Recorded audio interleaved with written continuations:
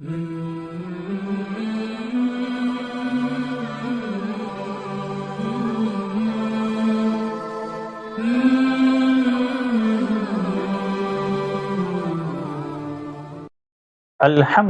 وکفا والصلاة والسلام علی عبادہ الذین اصطفیٰ خصوصاً علی خاتم النبیین محمد الامین وعلی آلہ وصحبہ اجمعین اما بعد فاعوذ باللہ من الشیطان الرجیم بسم اللہ الرحمن الرحیم الف لام میم را تلک آیات الکتاب والذی انزل الیک من ربک الحق ولکن اکثر الناس لا یؤمنون صدق اللہ العظیم رب اشرح لی صدری ویسر لی امری واحلل عقدۃ من لسانی یفقہوا قولی۔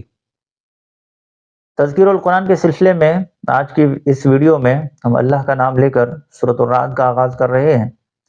ترتیب کے اعتبار سے قرآن مجید کی 13ویں سورہ ہے، مکی اور مدنی صورتوں کے اعتبار سے 7ویں مکی سورہ ہے۔ 6 رکوع اور 43 آیات پر مشتمل یہ سورہ مبارکہ، اور اس کے ابتدائی 3 رکوعوں کے مضامین کا مختصر خلاصہ جو اس کا مطالعہ کریں گے۔ اس سورہ مبارکہ کا جو مرکزی مضمون ہے وہ ہے حق اور باطل میں تمیز، اور اس کا جو پہلا رکوع ہے وہ آیت نمبر 1 سے لے کر آیت نمبر 7 تک ہے، اور اس رکوع میں اللہ کی قدرت کے کئی شاہکاروں کا ذکر ہے۔ بغیر ستونوں کے وسیع اور بلند آسمان، اتنی بڑی کائنات کے نظام کی تدبیر، سورج اور چاند کی ایک خاص ضابطے کے تحت گردش، پھر وسیع و عریض پھیلی ہوئی زمین، اونچے اونچے پہاڑ، جوش سے بہتے ہوئے دریا اور نہریں، ہر طرح کے پھل اور میووں کے جوڑے، ایک ہی جڑ سے نکلنے والے کھجور کے 2 درختوں کے پھلوں کے مختلف ذائقے، رات اور دن کا الٹ پھیر، زمین کی مختلف قطعات میں تقسیم، کہیں کھیت، کہیں باغات اور کہیں معدنیات، بلا شبہ اس میں اللہ کی قدرت کے بے مثال شاہکار ہیں۔ یہ سب اللہ کی معرفت اور اس کے لیے شکر کے جذبات پیدا کرنے کا بڑا مؤثر ذریعہ ہیں۔ تعجب ہے کافروں کے اس اعتراض پر کہ اللہ انسان کو مرنے کے بعد دوبارہ کیسے زندہ کرے گا۔ ایسے لوگ اصل میں اللہ کے ہر چیز پر قادر ہونے کا یقین نہیں رکھتے۔ اللہ تو ان پر رحم کرنا چاہتا ہے، لیکن یہ ہٹ دھرمی سے اس کے عذاب کو دعوت دے رہے ہیں۔ رکوع نمبر 2 جو ہے یہ آیت نمبر 8 سے لے کر آیت نمبر 18 تک ہے، اور اس رکوع میں حق و باطل کو ایک مثال کے ذریعے واضح کیا گیا۔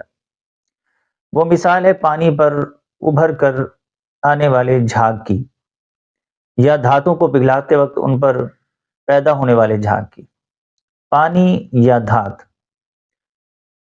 دھات باقی رہتے ہیں جو انسان کے لیے مفید ہیں، جھاگ سوکھ کر اڑ جاتا ہے۔ اس مثال میں پانی یا دھات حق ہے اور جھاگ باطل۔ بظاہر بقا صرف حق کے لیے ہے، باطل کبھی کھڑا نہیں رہ سکتا، جھاگ کی طرح مٹ جاتا ہے۔ تاریخ گواہ ہے کہ جب بھی اہل حق نے پامردی دکھائی، باطل نیست و نابود ہو کر رہا۔ حق کا ساتھ دینے والوں کے لیے اللہ کے ہاں بہترین بدلہ ہے، باطل کا ساتھ دینے والوں کے لیے بدترین انجام ہے۔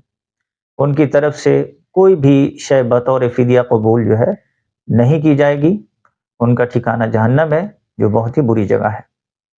رکوع نمبر 3 جو ہے یہ آیت نمبر 19 سے لے کر آیت نمبر 26 تک ہے، اور اس رکوع میں حق کا ساتھ دینے والوں کی صفات کا بیان ہے۔ وہ جانتے ہیں کہ ہمارے لیے حق کی معرفت کا ذریعہ صرف قرآن ہے۔ وہ اللہ کے ساتھ عہد بندگی کی پاسداری کرتے ہیں، اپنے وعدوں کی خلاف ورزی نہیں کرتے، اس تعلق کو قائم رکھتے ہیں جسے اللہ نے قائم رکھنے کا حکم دیا ہے، ہر وقت اپنے رب سے ڈرتے رہتے ہیں، اللہ کی رضا کی خاطر حق کی راہ میں آنے والی مشکلات پر صبر کرتے ہیں، نماز قائم کرتے ہیں، اللہ کی راہ میں کھلے اور چھپے مال خرچ کرتے ہیں، برائی کا جواب اچھائی سے دیتے ہیں۔ ان کے لیے جنت کے رہنے والے باغات ہیں، جہاں ان کے ساتھ ان کے نیک والدین، اولاد اور بیویاں بھی ہوں گی۔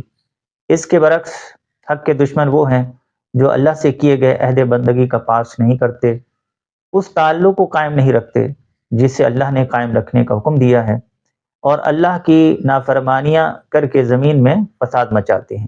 ایسے لوگوں پر دنیا میں اللہ کی لعنت ہے اور آخرت میں ان کے لیے برا انجام ہے۔ اللہ تبارک و تعالی ہمیں ایسے انجام سے بچائے۔ تو یہ تھا خلاصہ سورہ رعد کے رکوع نمبر 1 سے لے کر رکوع نمبر 3 تک کے مضامین کا۔ اگلی ویڈیو میں اس سے آگے کا مطالعہ ہم کریں گے۔ بارک اللہ لی و لکم فی القرآن العظیم ونفعنی و ایاکم بالآیات والذکر الحکیم۔